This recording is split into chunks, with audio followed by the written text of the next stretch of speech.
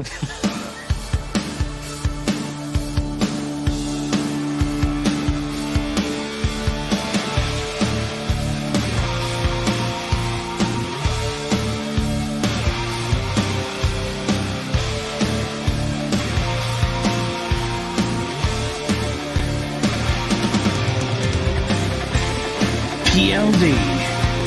Matty Gunner, Richard-Erik Jarvi, Bidoor. Welcome to Scoundrels, Movies, News, and more.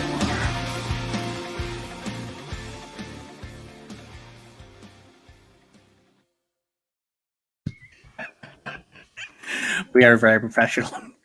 Welcome to PLD Projects. Scoundrels. The most professional movie show on the interwebs. There we go. Wow. Can we just start this whole thing over? I think we should Let's do it again. Let's create a new link. Do the whole thing. All right. Welcome. What did I tell you? To Scoundrels. The most extreme movie show on the interwebs. Finally. Wow, that was a lot harder than it should have been. Were you guys constantly trying to get that with Class Action? Like, I would have thought that you two would have had that down, like, in sync by now. Dude, that happened. That started off as PLD. It became like an inside joke that PLD always screwed up the intros. So we kind of rolled with it and kind of became our thing. It did. Well, what can I do? What can I tell you? Good to see everybody in the chat also. Tori, always awesome to see you there. We got, I believe this is going to be Matty. I believe it's going to be Matt. Yes. Matt Thomas. Yes, we got legend. Jerry. Got Jerry. Christo up in the building. What up, bro? Exactly. Will. Very serious show. We're no jokes here. We never crack jokes. We're not funny at all. Like we are dead serious. We're going to talk about only the things that we hate about Kenobi trailer, like the rest of the internet. Absolutely, that's what we do. But here we go. The show's over. And the show's over. That's pretty much it right there. That's true. We are a very positive group, let's be honest. But welcome. I am PLD. I'm the host here. And of course, I have my brother from another mother in the UK, Mr. Matty Gunner. How are you doing today, sir? I'm doing good, my man. It's a little bit of a switch up on the day. Feel good. Got a few things lined up. So, yeah. All right. Secretive. Few things lined up. Yeah, that seems very very hiding something. What's going on? Getting back to what I was meant to be doing. Really? That way. Wow, kind of like a Schmodown. All right. A reboot of Matty Gunner. Season, how old are you? 30. So season 30 is the reboot of Matty Gunner. All right. Yeah. Sweet. You know, I never knew how old you were. No, didn't you? I never knew that. Oh, I just figured. Actually, you're like 22. You're talking about PLD. No, PLD is like 69. Wow, Yep. I like what you did with the 69. That's nice. That's very nice.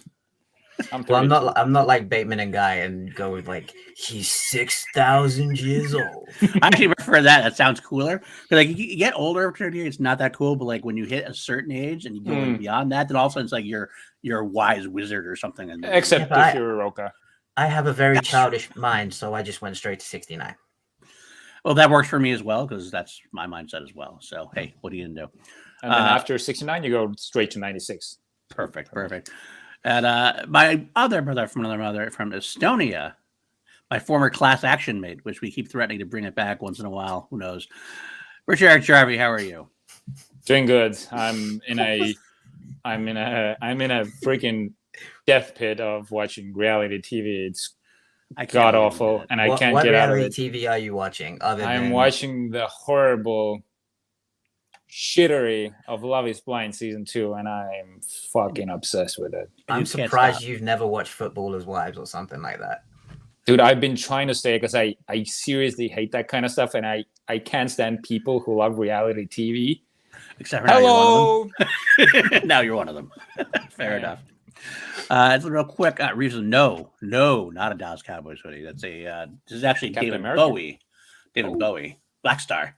Ooh, nice. So Figures. no way I'd be wearing Dallas Cowboy. I wouldn't be allowed on my own channel. Pretty much, I would be banned from the show. My cousin's a Dallas Cowboys fan. And I don't talk to him very much. So they're an American team, right? They are supposedly America's team. Are they the Manchester United of football. I will say any team that pronounces themselves America's team is a team I generally hate. So screw that at that point. And also, can I just say their stadium looks like shit. It is like the amount of times that like the UFC or someone have tried to put on like a big fight there, and I've looked at it and I've been like this is a fucking dump compared to Wembley. Compared to Wembley, this is a piece of shit. Yeah, I fully actually agree with you. And Tori, no, I did not know that we are. So I know you're not here now, but I wonder where you did grow up, because I am upstate New York all day. Upstate New York. Upstate New York. I know, Jerry. People cried at this trailer. I don't know who those people were, but I cried. I cried like a small child. I did. I'll admit it. I did as well. And no, Matt, unfortunately, I did not get my celebration ticket. They're still on sale, so you should get one, and then you should come hang out with me and my party, and then we will have fun. I wish I could. I just only have so many trips I can take this year, and I already got a couple of them lined up. So unfortunately, it's not going to happen, but that's all right. I will be doing some live from the scene reporting for PLD projects. That's true. You are a man. You're a man on the station. I'm going to be doing a certain segment of what are they wearing, so like any Star Wars like themed suits and fashion. I like looking at that. And Galactus, you're right. Actually, I literally am the living embodiment right now of Under Pressure. Yeah, Queen did both. We're under pressure to get these news topics started. So exactly. One more thing. Yes. Oh, very cool. Very cool. I know it very well. I've been down there quite a bit. I used to go between Albany and Poughkeepsie all the time. So sweet. You'll have to talk more about that in a different time, later time. But yeah, let's go, because we have to do. Because we do have to get into our news bits that Matty has so professionally curated for us. Let's see. That's what we're doing. What are we talking about today, there? Matty? Because I am so very professional. Okay, so we'll start our first topic. This is one I kind of picked for a running theme of the channel. Halloween Ends has finally confirmed that it is wrapped filming. So PLD is probably the biggest fan of this news. By far. First of all, I love Halloween, the franchise. Second of all, I'm one of the ones who loved Halloween Kills. Me and PJ Campbell will die on that hill. And we went on a couple different channels to battle against those who did not like it. But we are big fans of the franchise in general, and I'm so excited to get a new Halloween movie, because I don't even care whenever a Halloween movie is bad. I still get excited to see the next one, because it's just one of those things where a franchise doesn't get old. It doesn't really get old for me. It just is. It's always like, oh, even if they do bad this time, they're going to do great this time. I love it. So I'm excited. I mean, the only thing I'm sad about is that it's ending. I mean, I take that with a grain of salt, because it's a horror franchise. Sure, it's going to end for now until like 6 years later, or they want to do another one, which is usually what happens. Although, be honest with you, the scary thing about this is we have not had a Friday the 13th movie since 2009 because of rights issues. Was that the Michael Bay produced one? That was the Michael Bay produced one, which was actually very good. Right. Michael Bay. And we haven't had Nightmare on Elm Street since. What did you just call him? Michael Baby. Did I? Michael Baby. I did. Michael Baby. Oh. And then Nightmare on Elm Street since 2010. So we've been kind of like a little thirsty for our big three horror icons. So this got to fill that gap a little bit. Hopefully, we're going to get the rights were solved a little bit recently on Friday the 13th. So hopefully, get more Jason soon. I'm excited though. I'm excited very much. I want to see this. It's going to be a big part of PLD projects. Actually, the two mediocre white dudes on film. That is when we just decided to start our podcast. We started with Scream. Right now we're going through Conjuring. We're doing Middle Earth next because of one of our lovely patrons, Brendan Buckingham, requested it. He's at the level he can request that. Did he request you to do the extended cuts? He did not, but that's all I watch. That's all PJ. Exactly. There's no other cut than the extended cut. So, but the one thing we discussed when we got there is that we're going to base it on going through the Halloween franchise in order to end it where Halloween Ends comes. So we're actually quite forward to that. I can't wait for it. I'm excited. But very nice. I think I'm just excited for PLD because I did love the first one, the first like reboot or the sequel reboot. Didn't see Halloween Kills. Right. So I don't know. I think it's because I heard so many mixed things about it. Like too violent, lost the original touch of it. But you and PJ, because usually I'd say more stuff than even you, PLD. So I think I would enjoy that one as well. The second one, at least. I mean. Matt, you're wrong. Just so you know, you're wrong. It's not all Matt. There was a lot great about it. There was a lot of greatness to it. But either way, I won't die on the hill on this particular day. We'll talk some other time at this point. But But thank you, Galactus. That's true. Last night, if you missed it, I was on the Video Chronic quiz where myself versus it was the battle of the 3-letter acronyms PLD versus JTE in a battle over The Rock. We had the trivia on The Rock, and I whooped some candy ass. I don't know what the final score was, but I beat him pretty badly. So it was good. It was fun. Wait, where did this happen? On Video Drew's channel. She does a Video Drew and Nerd Chronic do a Video Chronic do Video Chronic quizzes. They did basically one movie. You were on there? I was on there. It was me versus JTE. You gotta share that. No, I feel violated that I don't know about this. I did. I will share it. I'll just share the link. I have to find it for you. Oh I need to. You'll be happy to know. I think I missed one question in the whole night. But it was more of like a real life question more than that movie question. So you're not retired now? I got brought out of retirement for certain. I can come out of retirement for some certain things, I guess. Still won't face me in Star Wars trivia though. That's fine. I get it. Well, I wanted to face somebody who provided me a challenge. That's why. You beat me by one question. Like, no challenge. Here, I'll put it in the chat right now. There we go. And so, should we continue with the next news bit? Or you want 1 second? There it is right there in the chat for you. There we go. And Tori, yes, that was one of the shows I did. Cinephiles was one of the ones I did. So, all right, bring it on next. The next topic. Matty. Yeah, sorry, my thing is just loading up. Professional all the way today. So, Sean Levy, the director of Jarvi's new favorite movie,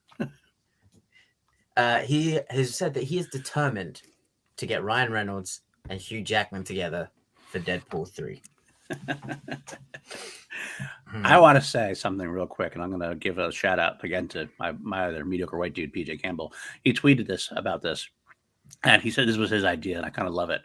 What if the story is about Deadpool kidnapping Hugh Jackman as a road trip where Deadpool is trying to get Hugh Jackman to come back to play Wolverine in the MCU? Mm-hmm. That would make the most sense. And that's a weird thing to say. And then I expanded on that because I thought that was a brilliant idea. What if he doesn't kidnap Wolverine? He kidnaps Hugh Jackman, convinced that Hugh Jackman is the real Wolverine. Oh, that could be cool too. So like he goes down to Broadway where Hugh Jackman's doing like The Greatest Showman on Broadway or something. Oh my god! And like he kidnaps Hugh Jackman to be like, all right, you got to come back and play Wolverine. When really he's kidnapped just Hugh Jackman. He hasn't kidnapped Wolverine. Where are your claws? What happened to your claws? Kind of like, that'd be fucking cool. I'm all for it. I think it's going to be fun. I think that's the only way to get Hugh Jackman back, obviously, is through Ryan Reynolds. It's the only shot we would ever have. And Sean Levy is what I call, I hate saying this. I don't want it to sound like an insult. He's a competent director. He's never been anybody I've been very excited about, but he's done movies that I really enjoy. Free Guy, I really enjoy. Love Free Guy. I've heard nothing but good things about Jarvi's favorite movie there from recently, The Adam Project, which I want to watch with Kim. It's even better than Free Guy. That's what I've heard. It is better than Free Guy. It really is.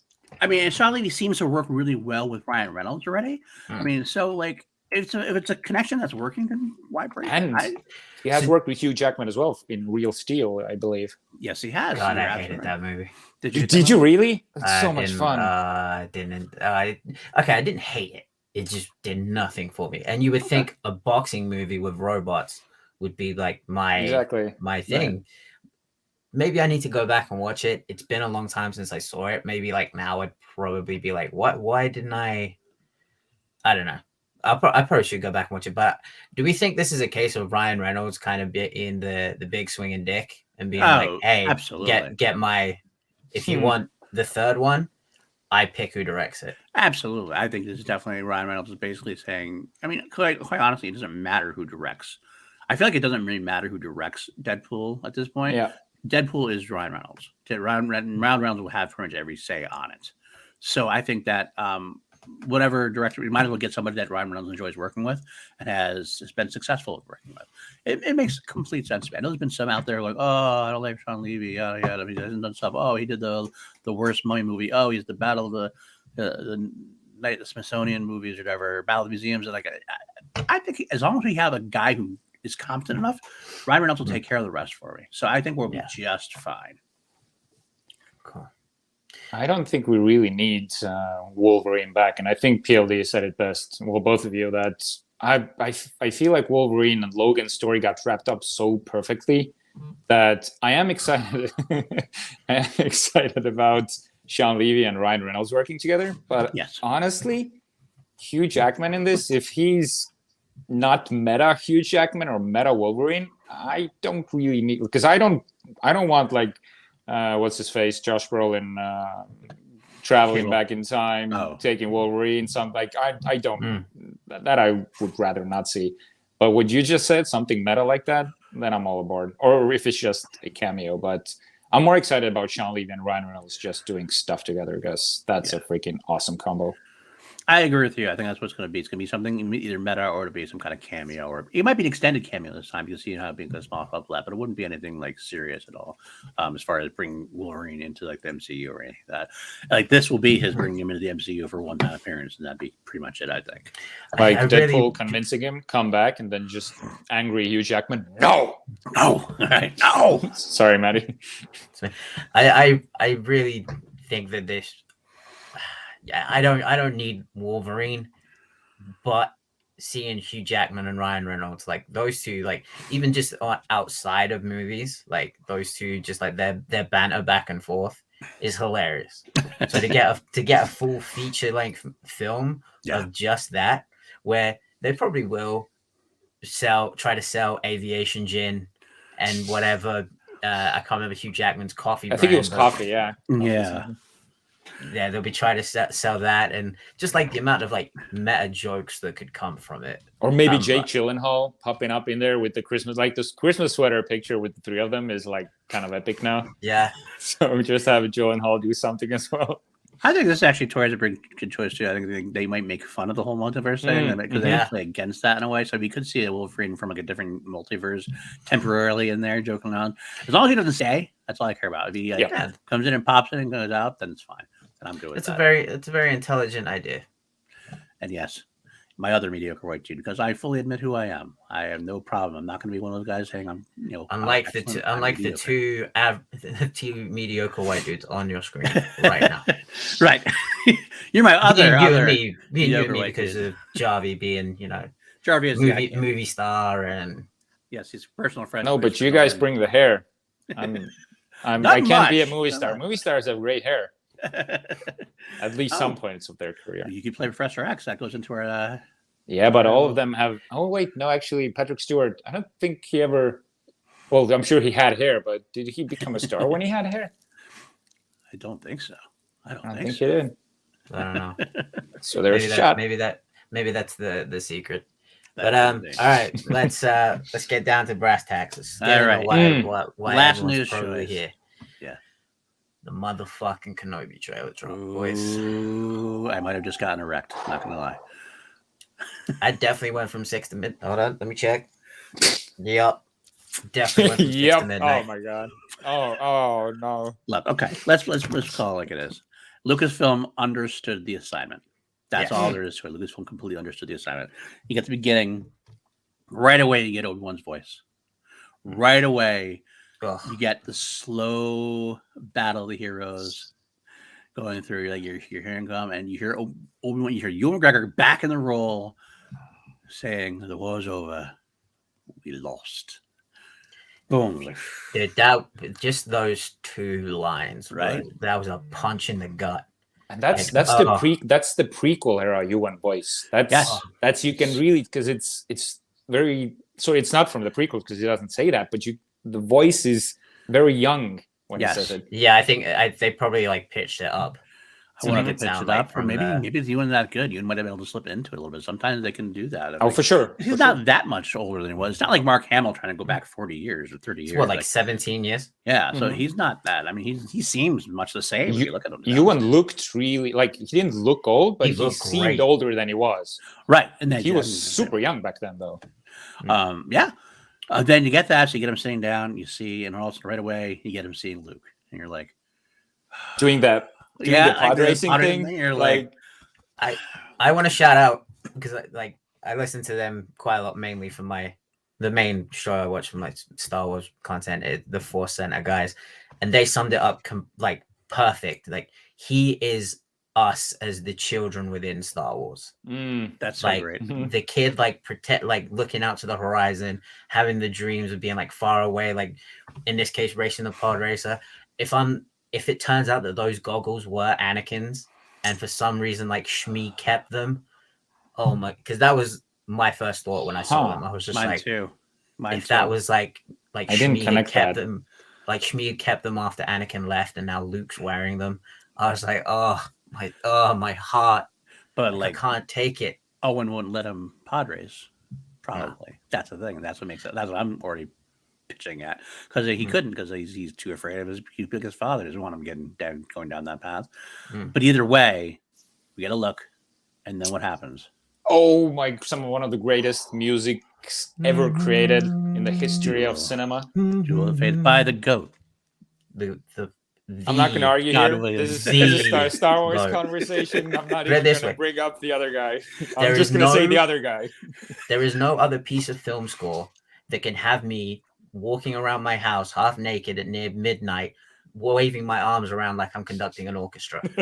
I have two. First of all, when I was young, my kid growing up watched the prequels. I obviously indoctrinated them in the prequels, to the point where when that music hit, he ran and got a lightsaber and came back and started fighting. No matter what he was doing, no matter what was going on, all I did was hear that cue. He ran and got his lightsaber, just like I did almost in this. When I heard this, if you watch, I watched a lot of reaction videos since, and it's true. I have no idea why. I don't even know. I have no idea why. I burst into tears. I literally was like, it's a piece of music I've heard 5 billion times, literally 5 billion times. And it's the context in which they play it in this time. It was exactly that. It was like boom, boom. I wasn't expecting it at all. No, boom. There's the thing, and there's Duel of Fates. I was like, I'm sold. I'm done. I didn't have to watch any more of the trailer. I was already. I had a full-on Tom Cruise and Risky Business moment. but with Duel of the Fates, I like slid along the balcony, the banister. I was like waving my arms around like I was conducting the orchestra. Oh my god, I couldn't. And seeing watching the reaction videos, I am so happy for the reactors when they get to this point. Like seeing them get so giddy and happy makes me feel it all over again for the first time. I don't even watch many reaction videos. I usually for this, but for certain things, I did exactly that. So that was just amazing to me. The trailer from there went on and still dropped bombs, like little bombs here and there. They had go right away. We get into other parts. We get into the Grand Inquisitor, which is both I think were the Grand Inquisitor, and he starts talking. The voice. The voice is the Grand Inquisitors, and then you see him coming up and everything else. Rupert Fiend. What was that?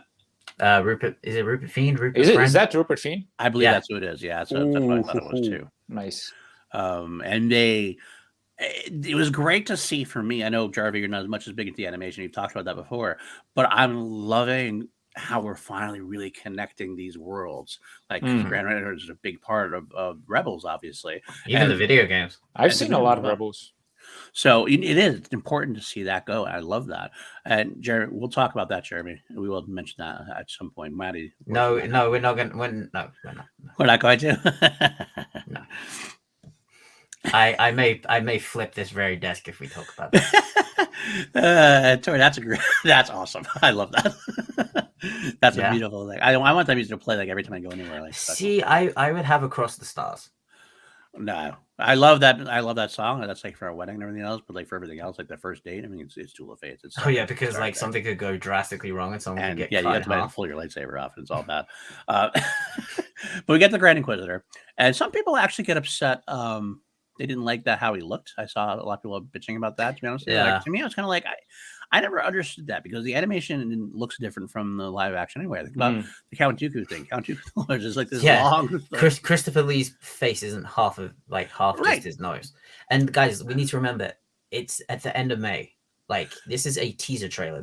Remember what happened with Sonic the Hedgehog. We had a first look at Sonic the Hedgehog. The fans were like, "Oh shit, that don't look right." What did they do? They went and changed it. I don't think they have to change it, though. I want them to change it, because quite honestly, also think about it, because they also mentioned Tion Medin from Revenge of the Sith, though. He had a tall, long head and everything else. I'm kind of like, yeah, but people look different. And alien creatures look different. Are all the alien creatures supposed to look exactly the same? No, I'm quite fine with it. Fucking shut up. Shut up. Don't worry about it. Sit down. Enjoy yourself. Just enjoy. This is out of all the shows, this is the one to just shut up and enjoy it. I don't want to hear shit about failing to build a character arc. I don't want to hear shit about it goes nowhere. Shut up and just fucking watch the show. Exactly. Fully on it. You know, all of the people who are complaining are gonna be watching it anyway. So just fuck them.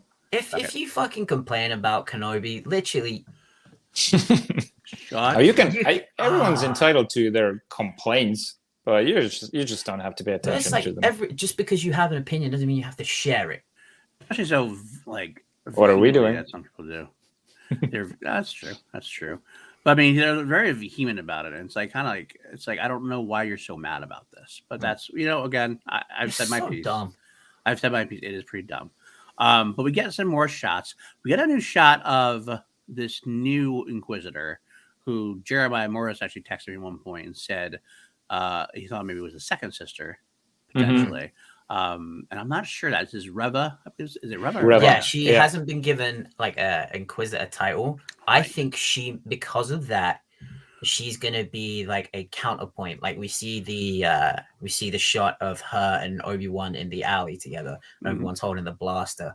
I feel like he's gonna try and like turn her. Maybe she's not all the way an Inquisitor yet, because we see even in the boardroom, you see the two Inquisitors sitting down. She's standing at the table, kind of like the meeting of the Jedi Council. Like she's still she's standing up as if she is relaying information to them. So maybe she's just in training.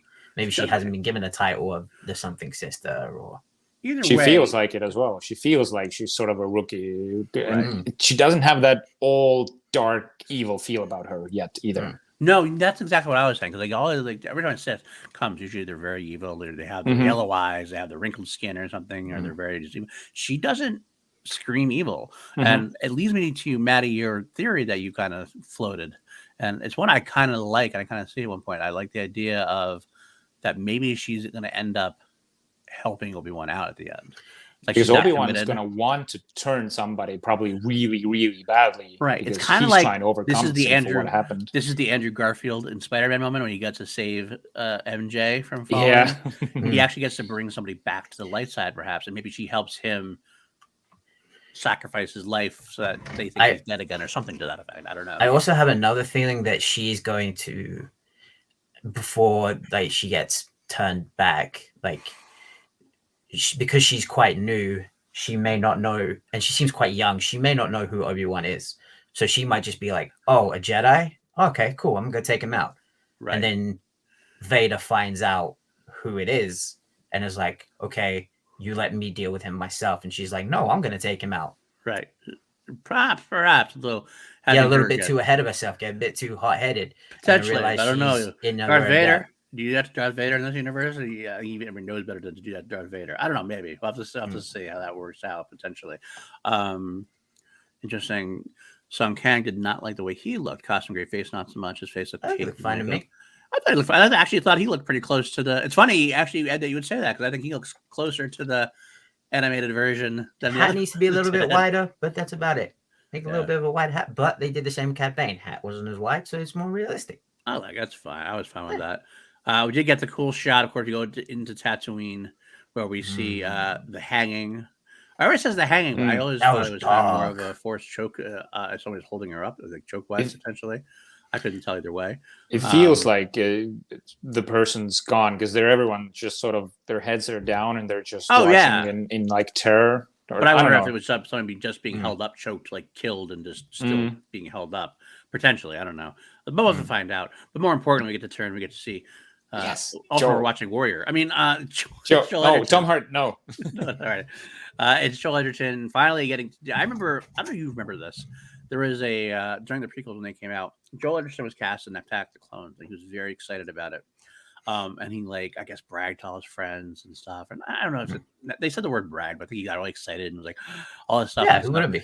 At the end of the day, all of this stuff was pretty much cut out. He wasn't very, very, little bit of it, and he supposedly was very upset about that because like his family went and they didn't get to see much of him or whatever.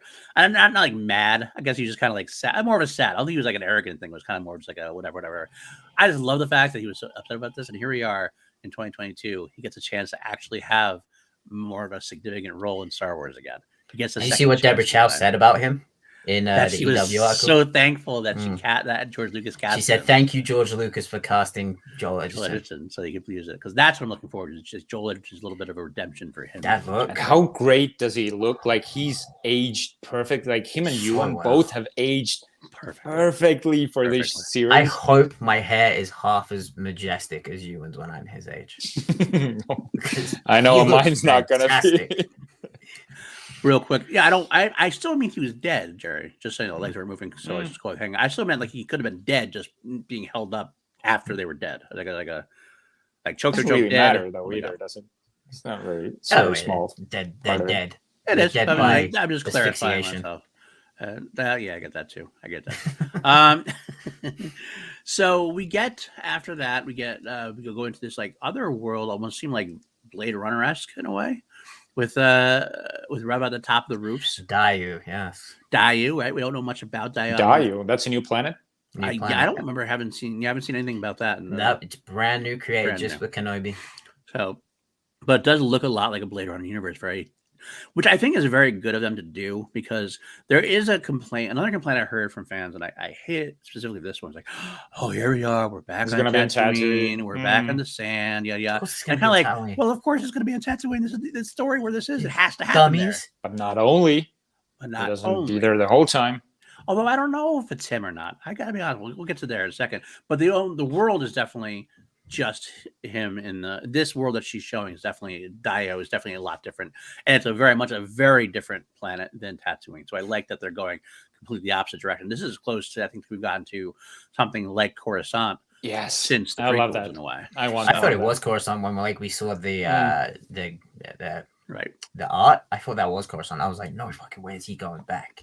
Right. I was curious about that too, but it seemed like it wasn't.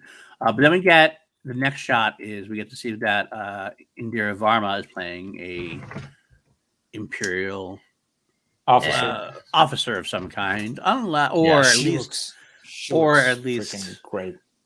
dressed up in an Imperial officer's garb. You never know. You never know at this point. But she does look like she commands the uniform. Yes, she looks like it fits her. It fits her quite well. There's a theory going around. There's a Imperial officer that looks a lot like her in Fallen Order, but she appears for like 2 minutes in the entire game. But there's Ray Sloan also potentially. That's not the first Fallen Order reference, because the first room where the Inquisitor in was pretty much from Fallen Order as well. I heard. I heard that too. I've not played Fallen Order. That's one of the things I'm very lax on the game. It's a great game. I've heard. I'm just not a gamer. That's just unfortunately not going to happen, unfortunately, anymore. But I do think that she does fit a role. That Ray Sloan is the one for the books that I kind of thought might be as well. Potentially, if they want to go that route. But either way, you do get to see Obi-Wan in this other. There is the place that Obi-Wan does look like he is on that planet Dayu, which is great to see. It is good to see him in the different world. Like I said, I don't know, because part of it looks like it could be like a really busy part of Tatooine. Like, and at night. This night, so you're not entirely sure the way it's shot exactly, but I'm hoping he does get to go off. I always thought it was dumb that he stayed on Tatooine the entire time. I always thought, like, it's how many years? Like 19 years. He's never left Tatooine because he can't, like, you can leave Tatooine. Like, I'm a parent. I leave my kids with babysitters every once in a while. Like, it's not like it's like he's leaving him in danger. Nobody knows where Luke is for the most part. So if he has to go do something that maybe he has to go make some noise somewhere else to draw the Imperial attention away or something like that. Or that could be part of what it is. That's exactly what my overall theory of what the show could be is. Because the Inquisitors also, they don't just hunt down Jedi. They hunt down Force-sensitive children. Yeah. So they may have picked up on Luke's, for lack of a better word, scent. Right. Gone to Tatooine thinking, oh, we're going to see this Force-sensitive child. Right. And I think that in that scene where we see the shot of Uncle Owen and Reva like face to face is when he realizes the danger that Luke's in. I feel like he's going to go to Obi-Wan because we all know that those two have a rocky relationship. I feel like he's going to go to Obi-Wan and say, if you really want to protect this kid, you will get as far away from him as possible and you'll take them with you. You will expose yourself to them, figuratively and literally. Show he's a Force user somewhere else, so they're he's drawn a Force to that. user, so they're drawn to him, and he takes them as far away from Luke as possible. It could be even Uncle Lowen saying that to him. Yeah, that's what I'm thinking. It's going to be Owen saying, if you really want to protect him, stop lurking at the top of the cliff face and get him out of here. But that's not what he's going to be doing. He's going to be coming back anyway. And that's also one of the reasons they could be, because we know something's going to happen between them.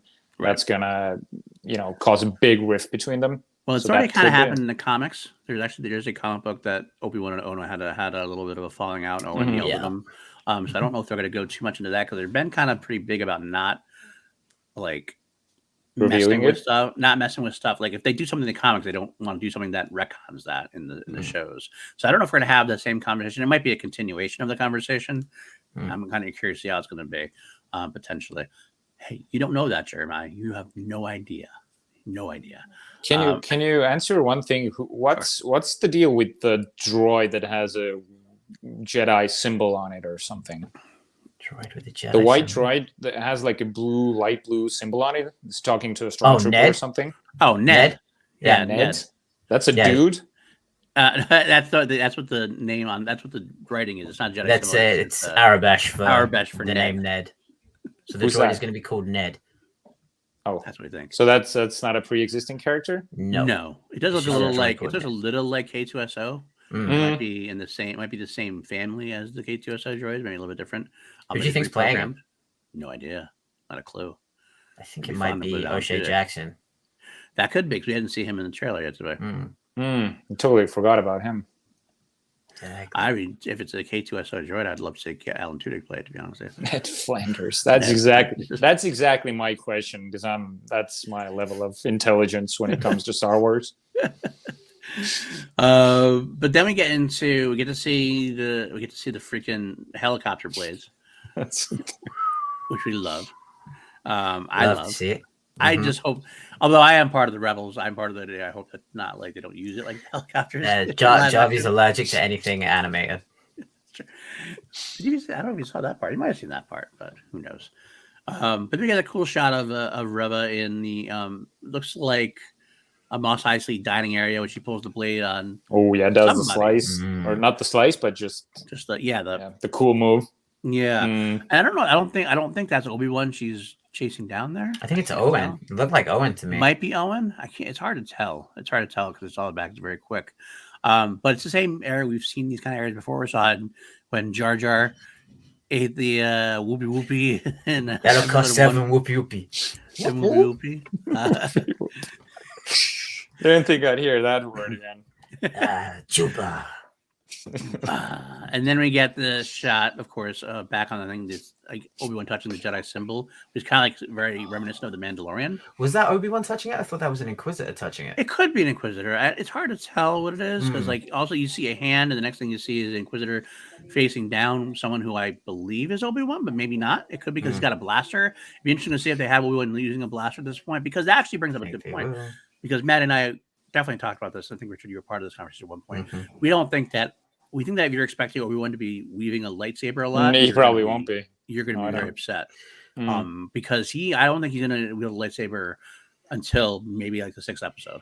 He is going to 5th. Do you think he's going to be using because I heard that he kept his training up using a staff just fighting Tusken Raiders on Tatooine? Could be. From a comic book or something? Could totally use that. Absolutely could do that. Something to that effect. You could totally do that. I just don't think you're going to see the lightsaber until Vader. I think that's what it is. Wait. You guys don't know about this? So this is how you always feel? Hold on. No, I just said I knew. It's good. No, I know. I've heard about it. I can't remember which one I knew. Okay. But he's going to be struggling with immense PTSD. He is no longer connected to the living or cosmic force. He's not going to be practicing the teachings of the Jedi. So I feel he's going to be hit with the grief of losing Qui-Gon, Satine, Anakin, the Jedi Order, everything. Like his whole very existence and his being is going to come in not only into question, but he's going to be realizing that he was fighting for the wrong side the entire time. Right. And he's a very proud person. Like he led he was a he was a general, but like he was always on the front. He was always on the front lines.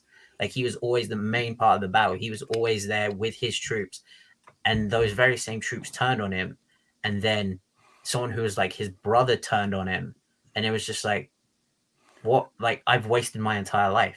Like, Right. I've worked my entire life to get to this, to be who I thought was the epitome of honor and good in the galaxy, and then what was it all worth? Absolutely, and I think that it's going to be a very much weighing on him the entire time. You saw that shot in Entertainment Weekly of him in the cave or in the cave. Yeah, I think that's him. I'm really hoping we get Qui-Gon there. We get some sort of reference to him, even if we won't. It's very blue, that cave. Him. It is. No, but I'm pretty sure we're gonna be getting some. We'll get Qui-Gon. We'll get Qui-Gon. We're getting.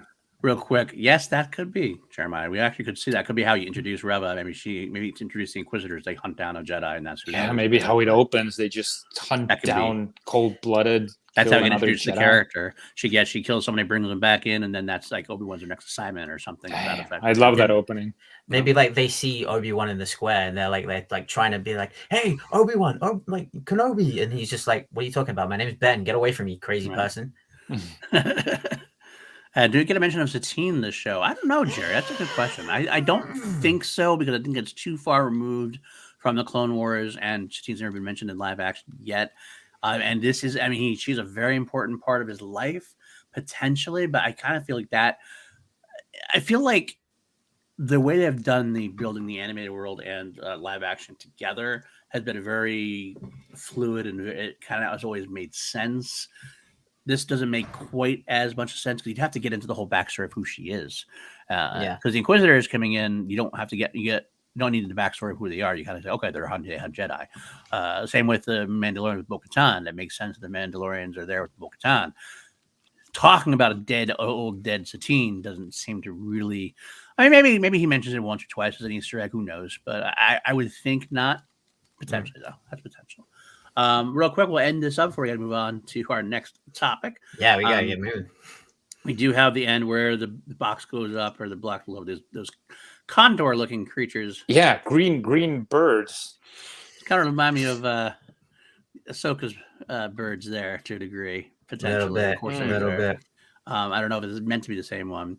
I wouldn't be surprised, because Hayden's going to be in Ahsoka. Yeah, that's very true. That's what I've heard as well. So I'm so happy for Hayden. I can't. Oh no, I'm so happy. So we got Obi-Wan at the end. Hope survives. He's got a little tear in his eye potentially, and then they play, as Matty pointed out, Anakin's dark deeds. In there, and it's so good. It's so good. I can't. Love it. Anyway, that's how it ended. I love the trailer. I didn't need anything more from that trailer. I don't need another trailer. Honestly, I'm all good, ready to go. Hopefully, but if we get another trailer, I'll definitely watch it, because I can't control myself. I don't even want another. I don't want another either. That's enough. That is enough for me too. I'm glad we didn't get any Vader except the breathing. Yeah, exactly. Perfect. I don't want any Vader till the reveal. Like I've seen when they said that. Here's the first look at Vader. I was like, oh wait, it's just a silhouette. Okay, that's fine. I'm cool with that. Don't show me anything else. And Jerry, tell that to the Grand Inquisitor. So who knows? I don't know. Just saying. But yeah, me too. If they do come up with another trailer, I would definitely watch it. But I'm kind of hoping that they don't push me, because I would rather not see one in a way. But one last thing, this whole trailer feels like it's a big Star Wars movie. This doesn't feel like a series. It's a limited series, but it truly quality-wise feels like we'll see how on the level of it is. It was said limited series, but they've already kind of backtracked a little bit on that. Kathleen Kennedy did say something really like, well, you never know. Kind of thing. I don't think they'll do a season 2, but I wouldn't rule out Ewan showing up elsewhere. Yeah, I think I'm gonna be needing that, because that's one of my biggest fears, is that they're gonna rile up all these prequel Obi-Wan feelings in me and then leave me hanging. I hope not, Ed. I hope not. I hope they don't. I hope we don't get Vader until the show. I really don't. I don't know. Yeah, but they change things around, dude. They change things around. Anyway, the last thing I want to say about that is about Star Wars. I have something else in mind real quick before we ended. The final shots? No, the final shots. Beyond that, there's a rumor. I just want to touch on it. I don't have to go into a deep depth. There's a rumor that Damon Lindelof is writing a Star Wars movie. Fuck off. His people asked his agency, and his agency basically said no comment. Wow. He talked about it before, wanted to do a Star Wars movie at one point, but then he said he didn't want to do one because he didn't want to like ruin it. He goes, I don't want to ruin it. Okay. But so okay. We'll talk about that next week potentially. I want to see if there's any more information comes out about it because that would be pretty freaking sweet. Yeah. All right, let's get into our main topic of this week. We're already way past our news point. We got 15 minutes about our main topic, which is fan casting. Our own, Scoundrels casting. I'll actually let Matty explain it because he came up with the topic. So okay, so what we're doing is we're going to be casting the upcoming X-Men movie for the MCU. Now, I set various rules in this because Jarvi likes to set rules. So I figured I'm going to set some rules for this one. So he knows how it feels. This is going to be the original Earth 616 team. So it's going to be Cyclops, Iceman, Angel, Beast, Jean Grey, Professor X, and Magneto. No variants, no former cast. So no Patrick Stewart, no Ian McKellen, no Hugh Jackman. Like this is entirely Wolverine in the bonus credits, by the way. Oh yeah, Wolverine isn't going to be showing up until the bonus credits. We are going to cast Wolverine, but he won't be showing up until the bonus credits. That was for Jarvi, I think. That was for Jarvi. Yeah, I needed that because I'll be honest, this was trickier for me than I figured, but I ended up loving the assignment. So interested in here is Matty Gunner's PLDs and Richard-Erik Jarvi's castings of the X-Men MCU movie. The X-Men First Class, really, even though it's not going to be called that because that movie title's been taken. So, Matty, you know what? You started. Lead us off. Okay, so we're going to start with Cyclops. My choice. I'm gonna keep the team fairly young because this is their first mission. This is when they're just being found. I'm gonna have Tanner Buchanan, who is played by Robbie, who plays Robbie from Cobra Kai. Tanner. Oh yes. Oh yeah. I'm sorry. As Cyclops, you said? That's a great jawline. That's Cyclops. You need a good jawline for. That's a good pick. That is solid. Okay. I'm interested in that. Okay, I like where your head's at. I considered him briefly for a second, but I wanted to go a little older with Cyclops. I always kind of thought that Cyclops was a little older than the rest of the team. That's kind of how I always figured because that's why he's the leader to a degree. But Jarvi, I'll go. What is yours first before I go with mine? So before I get into my list, I went slightly older with mine. So First Class, the team they went kind of young and like newbies. I sort of went back to the original sort of X-Men age range. So for Cyclops, I picked someone who has a bulky, square jaw look and is very much a face actor, but in the best way possible. It's Josh Hartnett. I feel like he's sort of having like a comeback tour at the moment with some of his Guy Ritchie movies, and I think Josh Hartnett is just enough of a pretty guy look that still can pull it off pretty well. I like that. I can see that. That'd be an interesting choice. Okay. For me, I kind of like I said, I did a more younger cat. I think I'm kind of in between Matty and Richard for the most part. I have some of my cast a little older, some of my cast a little younger. I went an older Cyclops, slightly older Jean Grey, more of younger Iceman, Angel, and Beast. And then went obviously really much older for Professor X and Magneto. No, you'll get there. But Cyclops, I always kind of figured to be this. He's always I'm not a big fan of Marsden's Cyclops. He's kind of just too bland for me. I think he's got to be someone who's young enough. He can be strong, but he's got to have a little bit of a questioning. He's got to be strong enough to be a leader, but he also kind of questions himself a lot too. Yeah. And I thought, what perfect place can I put my other Ed Harris here? I'm going Jonathan Groff. Wow. Oh, a Cyclops? Was that Cyclops? Was that the guy from Mindhunters? Yes, the guy to Matrix Resurrections. Oh yeah, got it. That's what convinced me he could be because in Mindhunter he's a different character. He couldn't really be Cyclops from what I've seen in Mindhunter. But when he turns on the Agent Smith aspect to it, I think you can find a good Cyclops within him in a way. He got that he can get angry, he can get intense. But he also has a kind of this vulnerable side to him as well. He kind of questions himself sometimes in Mindhunters in a way. So it's a good combination. I love Jonathan Groff. I wanted to see him in everything. So I cast him in this Cyclops. Okay. I like it. Should we move on? Or We will move on. Yep. okay, so moving on to Iceman, Bobby Drake. This one, I kind of, with a running theme that I believe X-Men should be about representation for everyone. Oh, dude, we're going to have the same one. We are in a time now where representation is important. And in the comics, in the most recent X-Men comics, Bobby Drake has been portrayed as a gay man. So I thought, okay, that's important. I'm going to go down that route. Colton Haynes from Teen Wolf was my pick for Bobby Drake. Okay, I can see that. I have a hard time. I honestly haven't seen him. Yeah, he was also in. He was in Arrow for a bit as Speedy. Yeah. So he has the superhero comic book movie background from Arrow. I like that. Has the looks. Yep. You'll have to wait and see. William. Potentially, you never know. So that was your Iceman? That was my Iceman. Yeah. Just hitting some of the chat real quick there. Matt, I disagree with you completely. Groff can be very intimidating. He was very intimidating in Resurrections. I thought he could pull it off pretty well. And Timothée Chalamet is Cyclops. I considered him, but I feel like he's one of those actors that gets shoved into anything at the moment. He's my Harry Osborn. That fits. That fits well. Perfectly. Okay. All right, there, Jarvi, about your Iceman. My Iceman is gonna be an actor that I only seen once before, but I freaking loved him. He's from Shang-Chi. It's Simu Liu. Oh, interesting. And I kind of because my Iceman, I know Iceman from like the original X-Men.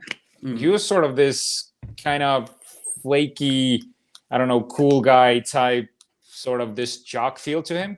I feel like Simu Liu has that quality about him that he can. He's definitely a bro. He's definitely exactly. This sort of bro vibe about him. I don't know, something about him just clicked when I thought of Iceman, and I feel like he's got some more great roles in him, and he's already started up in the comic book world. Are we allowed to though pull from the MCU cast? I was gonna say though that does go against the rule. Oh really? Like he would be a variant because he's already in. Think of that. He's Shang-Chi. Because I wouldn't use. Go one off the top of your head. I know you've got one in your head, and I know which one you're gonna go with because I don't think I had one for because him. His name's Iceman. No, I'm not gonna use anyone else's. No, Jarvi, Iceman. Who played Iceman? No, I get it, but that's not going to be my pick then. Damn it, because I don't think Paul's going to go with it. So I was hoping one of us would. That's all right. Let's see if I can come up with one by the end. Okay. Yeah. Okay. We'll roll back. But it was a very good pitch. Yes, but these are our rules, not these our rules. Our rules, man. Our rules. Okay, my Iceman was somebody who I think it's a bizarre choice for him. I kind of got the feel that it could work out.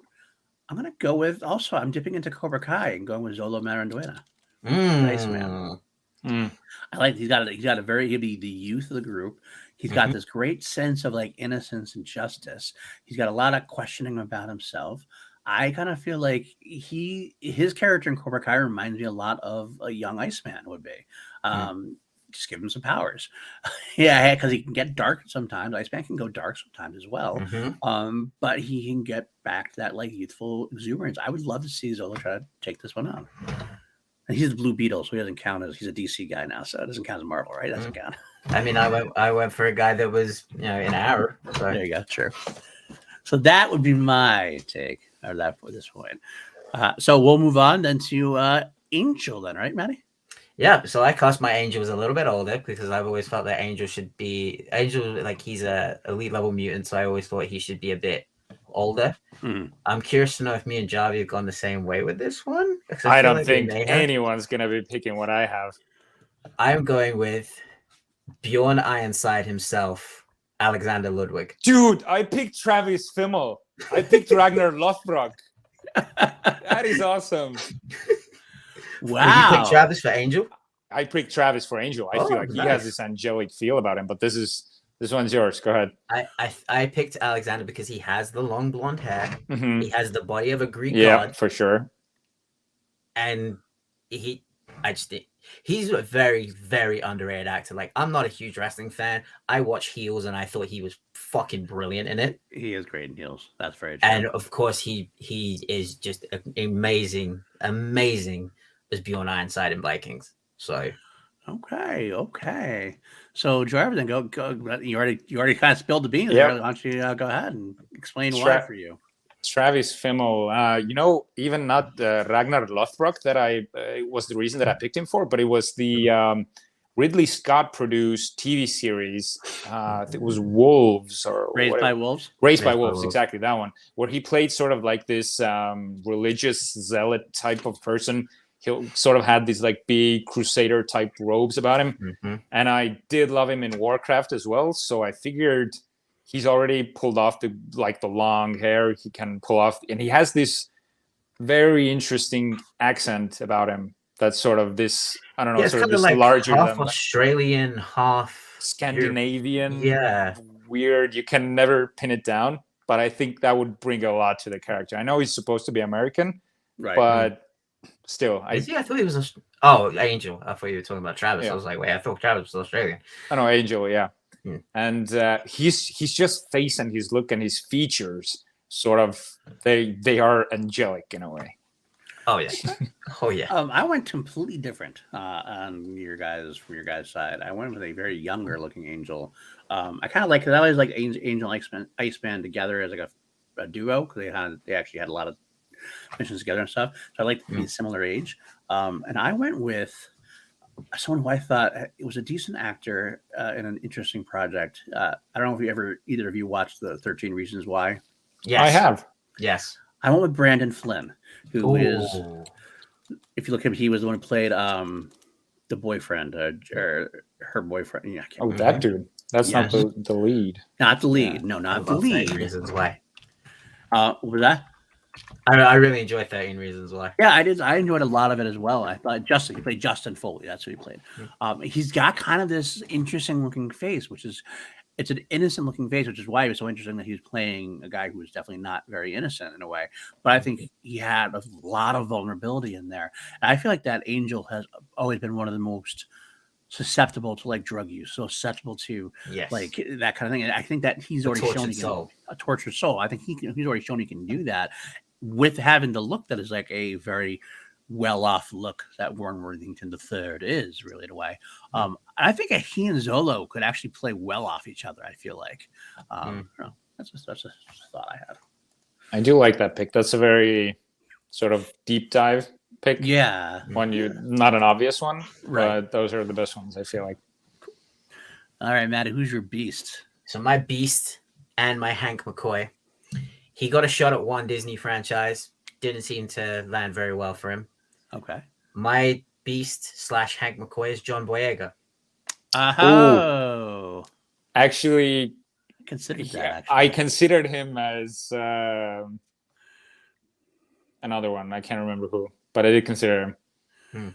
I think he's got the wit. He's got the subtle charisma that Hank McCoy has. Like he knows he's an important character, but he just flies just under the radar. And I think John Boyega is very capable of that. I also think John Boyega is capable of the physicality that comes with playing someone like Beast.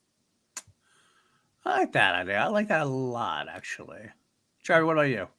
I'm kind of in the same vein as you, but I picked someone whose beast is whose B-side is definitely going to be more menacing, and I picked Yahya Abdul-Mateen II, and I picked him because of Dr. Manhattan that he played in Watchmen. Now there he had Dr. Manhattan. He had this very stoic, cerebral, like charismatic feel about him. Like he commanded the room, but yet had this this vulnerability about him. And we've seen like what he looks like shirtless, so we know that he can handle the B side as well. But he had this, and pantsless. Well, that could have been CGI. We don't know. But he has this like absolute calm and stoic determination about him. Then So yeah, this is one of the picks that I'm most proud of. Abdul Mateen the second, and he has a new movie coming out this week. Michael Bay's Ambulance. Go see it in cinemas. I do want to see that, actually. I really do want to see that. Hopefully I get a chance to watch it this weekend. Anyway, they better be paying you for promotion. Seriously. For my beast, I went a completely different direction from you guys. Although I will admit that I was inspired a little bit by the Nicholas Hoult version. Daniel Radcliffe? No, not Daniel Radcliffe. I think you'd be surprised at who I picked, but it's definitely a lankier person. But he's definitely shown he has intelligence. But he also shows that he could be menacing in other roles. I went with Jack Quaid. Oh. I've only seen him very jokey. So but he was in. Have you seen the new Scream? I have. But he was also kind of swarmy in there, no? A little bit, but at the end, he kind of he saw that he had a little bit more menace in him. I thought, in a way. So I think he's got it in him. I think he's mostly. I mean, Beast is more of a happy-go-lucky kind of guy, generally speaking. Anyway, a lot of times, when he gets angry, But think about the fooling around he does. He's flipping around. He's playing cards. He's saying catchphrases. I mean, him and Wonder Man in the comics are always very silly with each other. I think the Beast can be technically a very silly character. Physically, I went with. I was going with Nicholas Hoult. I think mentally, I kind of like having a silly character. Nicholas Hoult always kind of felt off for me. He did feel a little off. I don't know what about him kind of rubbed me the wrong way. He's a great actor, but something didn't click for me. I will say the first time I saw him, the first movie I wasn't that big a fan of it, but he won me over a couple of different times. So actually, Matt Thomas, No Ambulance is opening this week in Estonia. I have my ticket. Don't freaking test me. Yeah, man. It's true. That's what I'm saying. It's not for us though, is it? It is April for us, isn't it? That's really? This is. Oh, I think it is. I'm gonna check it out. out. I think we get it the week after. I think Jarvi gets it first. I think we get it next week, and then it's out in April for you guys. I'm gonna find out real quick because I need to know. Okay, while you're doing that, have you said yours? So April let's 7th. go. April 7th for the rest of us. Oh, that's a long way away. I feel sorry for you guys. Jean Grey. Okay, Jean Grey. This one was tough because I wanted to stick to the kind of age range of the rest of the team. And with Cyclops, I was surprised that this young lady is as young as she is. I thought she was a few years older. I'm going with Chloe Grace Moretz. Wow. Feels very, very weird, I'll be honest. But so Jean Grey is a weird character. True. But I love the weird pick, so elaborate. I just feel that she has that kind of. I mean, we've seen from her playing Hit Girl, she could go flying off the handle at any minute. Right. Like she has that kind of off switch in her head that if we need her to go from Jean Grey to Phoenix, I think she could pull it off. Interesting. And how does he? And with your feels very much in the same vein of what's her face, Stark, who played the previous Jean Grey. I can't remember her name now. Stark girl. Sophie Turner. Sophie Turner. Yeah, Sophie Turner. I like very similar to her. Interesting. For some reason, Chloe Grace Moretz always felt more like a Captain Marvel type of character to me. Something about her. I can see that. To agree too. Okay, interesting. And I think she's like 22, 23. She's very young.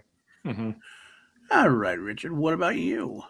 So I went a very traditional route for Jean Grey, and I tried to think of someone who could bounce off of Josh Hartnett, but bounce off of that was a weird term to use in that case. So I went with Rebecca Ferguson.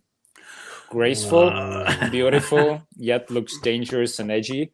And her role in Doctor Sleep as Rosa Hat mixed in with Dune's Lady Jessica, I feel like it's a little too perfect of a choice because it's kind of obvious. But I know I couldn't shake like her as Jean Grey, so I sometimes you got to just go with the whatever obvious the one. fuck works. I gotta be honest, that was one of my picks too. I only Really? changed. That was my. I first went with Elizabeth Olsen, then when I can't do it, she's Scarlet Witch, she's Wanda. Then I went with Rebecca Ferguson. I just thought she was a little bit too old for my cast. But I almost said fuck it anyway because I love it too. I love it. I did go somewhere else, but I do love. I can't argue that because I love Rebecca Ferguson in everything she's been in. I've never not liked her, so I would love to see her in Jean Grey. I actually hope she does get picked for Jean Grey. To be honest with you, I'd love to see that. With that in mind, it does come to me. So I kind of went through a couple different ones. I almost went Anya Taylor-Joy before forgetting that she was in New Mutants. I couldn't use her in New Mutants. Her as well. And also in Peaky Blinders. If anyone has watched Peaky Blinders, go watch. I went with a couple of other choices. I was like, thought maybe I'd go with Emma Mackey from Sex Education, which would be nice. I mean, Matt in the chat is saying the same thing. Oh, is it? I have a chat covered up. Oh, look at that! She's in Death and Denial, of course. Yes, she is. Yes, where she is. champagne flows. But I think she went a little bit. So I decided to go with someone else that I know very well, and I think she's yet to really prove herself. She's in the news lately for not so great things. Not on her end, but I would like to see Evan Rachel Wood get a shot. Oh, yes. I love her. I think she's great in Westworld, and she has proven herself to be like she has a vulnerable side to her that Jean Grey has. She's a little wacky side to her, but she also True Blood, exactly. Oh. But she could also be a badass mother when she needs to be as well. So when she becomes Phoenix, I'd be scared of her. So that's where I was going to go. So that's not the Westworld star you were expecting to get cast in my X-Men. But there it is. There's still time. I mean, we got our next one who I think would be a good one for. He's not in my cast, but Ed Harris I think would be really good. This was perhaps the most difficult one for me to pick. Sorry, which one you're casting at the one? Professor X. Okay.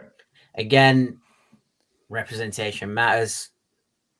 I'm going with someone who would be a kind of authoritative like figure that we could look to. I went with Lance Reddick as Professor X. Interesting. Also known as the concierge in John Wick. Oh, of course. Yes, that's very interesting. This shows how like way more like movie trivia chops PLD has. Whenever like or even Matty, whenever both of you say a name, the other one goes, of course, and I go. I just think that he has the cool, like, calm, almost stoic composure that Charles has throughout pretty much every situation he finds himself in. Yeah. He seems like someone who could come off as very, very wise and very philosophical. I just don't think we've, seen it pulled from him quite yet. But I feel like there is something in him there. I like what your head's at. That could be really kind of cool. I'd like to see him give it a shot. That'd be very interesting. Very interesting indeed. All right, Jarvi, go with yours. All right. So I know I botched my Iceman casting, so I'm going to give you 2 Professor X's for the price of Iceman. My first choice, the one that I would have picked, would have been Jeffrey Wright. Oh, that's a great choice. He has been popping up more and more. His roles have always, like lately, have definitely been on the goods. He's playing the positive character, the heroes. What he did in the Batman, he has this very warm and calculating side to him. You always want him to act the best way possible. He's super intelligent. And I don't know. I feel like he can definitely rock the bald look as well. I don't think I've seen him bald, but I know he's got a great dome under there. So that would have been my more obvious pick. The other one is kind of my more fun pick is Jason Isaacs. I'm going in that regard. I'm going a little bit darker, a little edgier Professor X because he's used to playing more negative characters than villains. I was gonna say you're picking one of the best actors to play a villain and turning him into like a saint. Yeah, and I think that would be perfect for him because James McAvoy as well. He was kind of the douchey Professor X. He showed his younger side. His vices. I feel like Jason Isaacs can definitely show his vices, Yeah. but he can surely show off like the great hero as well. Very interesting. Very interesting indeed. Oh, okay. All right. I'm gonna go with mine. I definitely went older. I had a couple of different things I went through. I wanted to go with some representation at one point as well, and I initially thought of Giancarlo Esposito potentially. Mhm. I like that, but I almost didn't want to use him because I tend to use him a lot, so I tried to cut back on Didn't him. you use him as Magneto though? I also thought of him as Magneto at one point too. Yeah. I changed my mind. See, I could use him in either. He could fit either role for me. Oh, for sure. But unfortunately, I did go back a little bit to not representation cast only because I really want to see this person in the role. I did not go with Ed Harris. Professor X. I went with the man that can do anything, and I'd love to see him both. In any case, I want Gary Oldman. Oh yeah. That was not what I was expecting you were going with. That is fucking perfect. That is a little too perfect. Like again, it's oh my god, yeah. Dude, we both picked Commissioner Gordon. We did. Yeah. Gordon, that's kind of crazy. Gary, I didn't even think of that. That's genius. I think he has the love. Like he's got that sensitive side where the warmth that's there, but he can be very strong and he needs to be. He's very intelligent. He can slip into a role without any idea. Like Winston Churchill, Gary. We've seen him half bald on one side already. Yeah, that's true. That's true. In the Fifth Element. Him and the Elephant. That's an interesting choice. Oh, I like that as well. Interesting. We'll think that through. Oliphant actually, he was bald in Hitman as well. So yeah, that's true. It's a good All right. Go with your Magneto. All right, my Magneto. This one was fairly difficult, but once I nailed down the pick, I was like, this is exactly why. And Matt pointed to it in the chat. For the X-Men to work in this universe, it's got to change from the Holocaust to civil rights movement. I thought about that. I do agree with that. And this is why I'm picking a Magneto who can relate to the Holocaust movement and can see the plight of people who have been discriminated against, but perhaps maybe not in the modern day. Right. So they understand what it's like to be persecuted, but they're more angry about it. Right. They're more willing to commit violence. I don't know how much of a dicey pick this is because this man did play a Nazi officer. I went with Christoph Waltz. Dude, my pick is gonna get me canceled. So.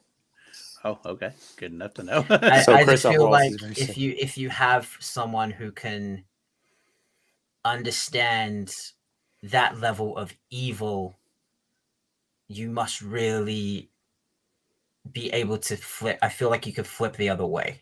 Right. Mm-hmm.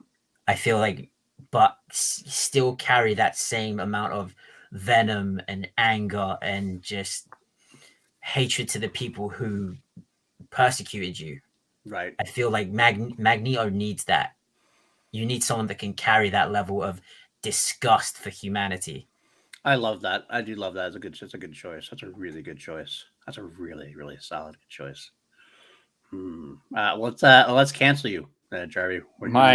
I'm so afraid to say mine now because I didn't think. Well, I thought of because you said I don't know the background. You said Magneto has a Jewish background. Yeah, it's all about. That's pretty much what it is. It's my his. So I'll do a little foreshadowing before I say it. Michael Fassbender showed Magneto to me from a side where he pretty much starts off as a hero who suffers so much and he gets plunged into darkness because of that suffering. Someone who has all the characteristics of a hero. He can make you feel sympathetic, but can show that emotion of getting completely shattered and betrayed. And he's going to be pairing up with Jason Isaacs. It's Mel Gibson. Oh, but I didn't know the Jewish part. Okay, so that's why I'm figuring we're gonna cancel you here. We'll let you. But this could be his way back into the good graces. Maybe? No. Because I'll be completely honest, I didn't know I didn't think of it that hard about the Jewish part. I just thought of Mel Gibson's raw anger that he can show, yet be super likable, like in The Patriot.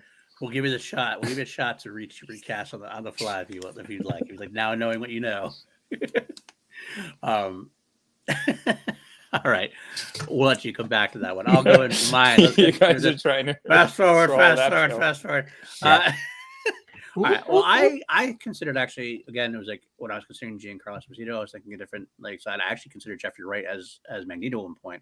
But when I went back to Gary Oldman, I didn't want to make it a black and a white man together, so I thought that was a little weird. So I ended up going back to a white man for it. I thought about actually thinking of John Wick. I considered Ian McShane for the role, potentially, but I thought he might be a little bit too old for him to done with. Maybe I could still see it happen. I could still see it. I think it'd be very good. The one I ended up going with, solidifying it, was Ray Fiennes. Voldemort.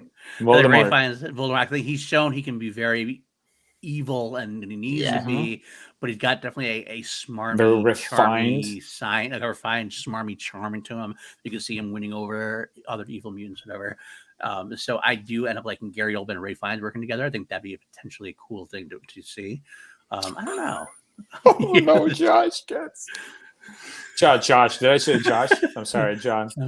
Max, Max, as a Jewish man, Max saying, fuck that pick. It's fine. We get that. Chino. Wow.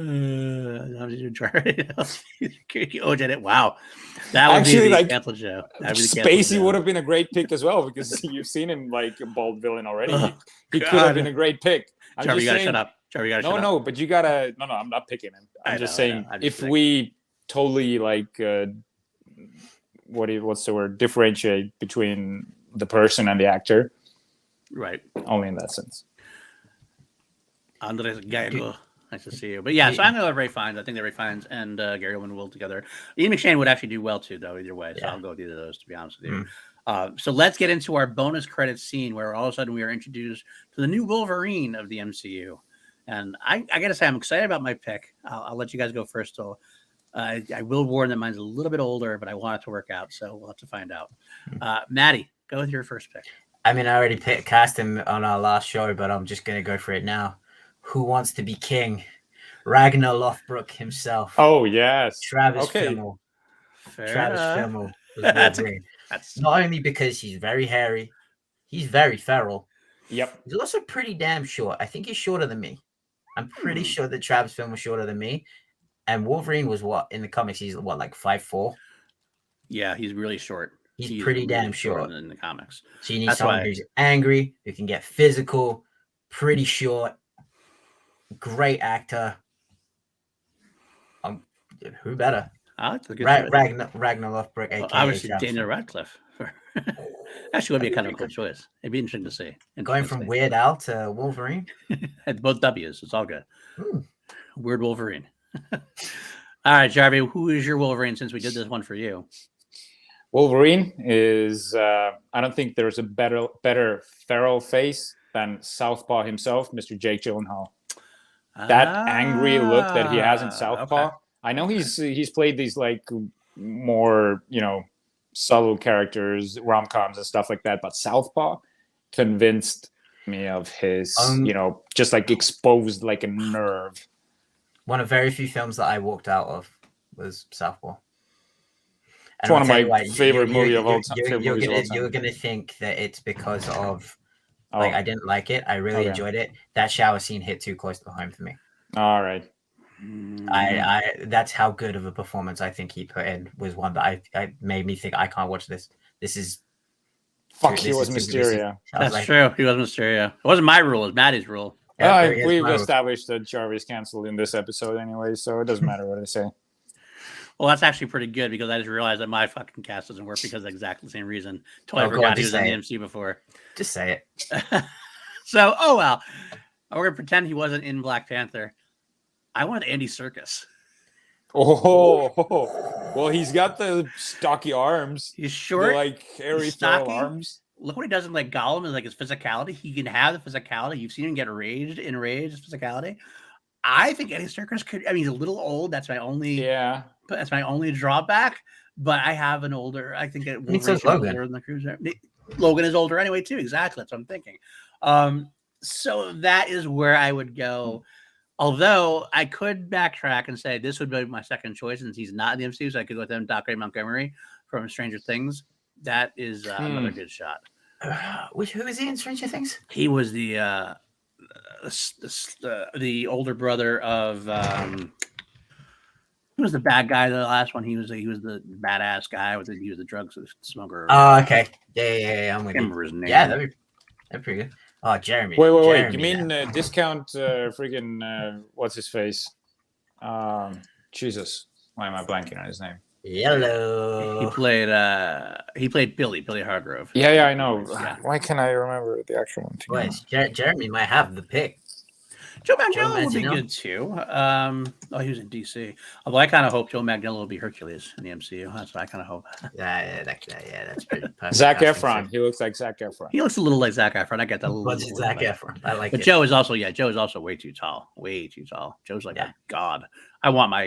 I almost was going to put Danny DeVito at one point if he could act. That's how small that's how small Wolverine should be. If he just can't physically handle at this point, way too old, unfortunately.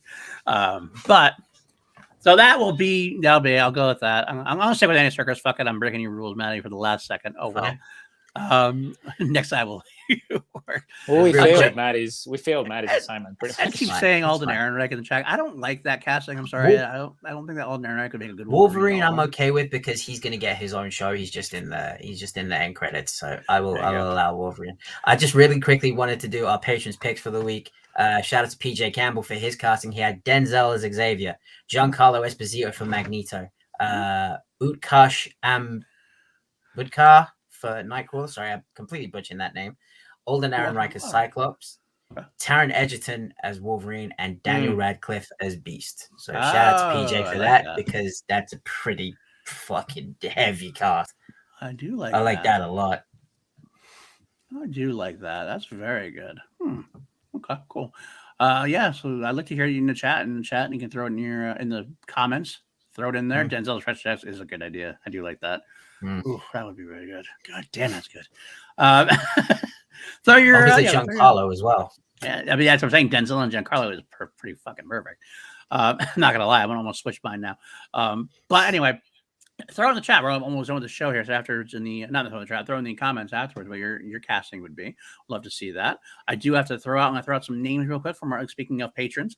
The patrons that get their names shouted out at the end of every episode. We got our producers, Brandy Parker, Jeff Alterman, Kelly W, and John Lestrina, and our executive producers, Danielle Ramirez and Brandon Buckingham. Salute to you guys. Much love to your support is wonderful. And let's talk about real quick what's happening with PLD projects, and we'll get out of here. Just actually about 2 hours ago now, the episode of Crown Jewels dropped. I covered Modern Times Rock and Roll from the first album. That's the show where I go solo and talk about every track that Queen has done one by one.